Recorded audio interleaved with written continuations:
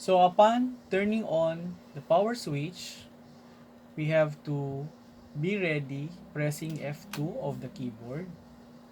Sometimes we press delete key in other computer system to access the CMOS or the BIOS setup.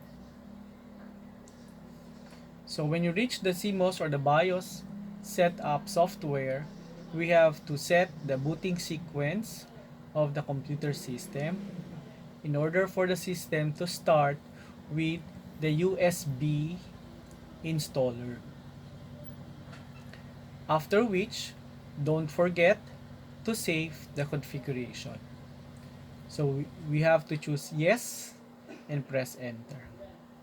The system then will restart and commence the installation process. So first, choose the version of the operating system you want to install and then click install now. So after clicking the install now, the system unit will now proceed with its installation.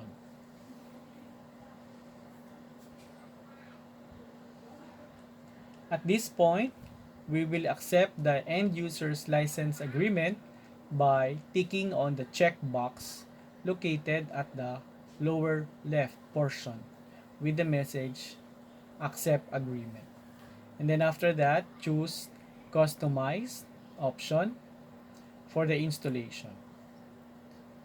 Then the next step is to remove all the existing partitions of the hard disk. So we have to delete all the logical drives first before we can proceed with the actual installation. After deleting all partitions, then we can create the new partition for the installation of Windows 10. Then just click the next button to continue the installation process.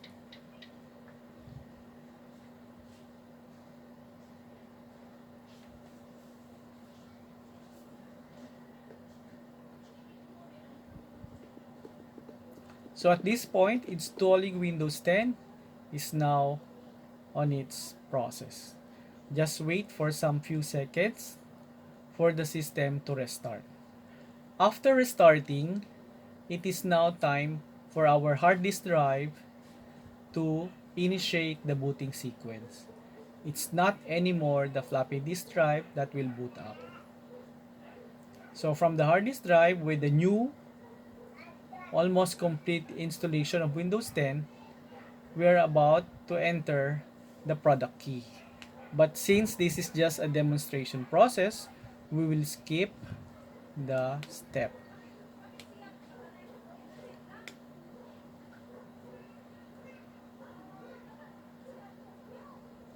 After entering, in case that you had entered the product key, the next step is to provide the user information.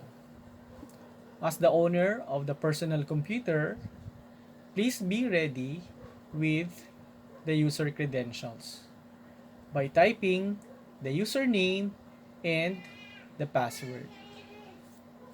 It is most advised that the password should be a combination of a letter, a lowercase letter, an uppercase letter, special characters, and a number with a minimum of 8 characters.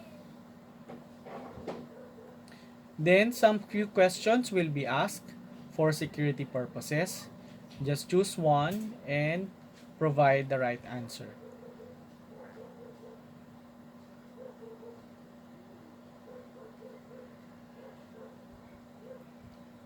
After which, we're almost there. So the system is now just preparing some few more seconds. So please be patient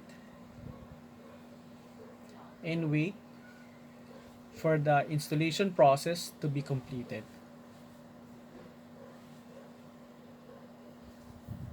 There we have it, ladies, installation of the operating system.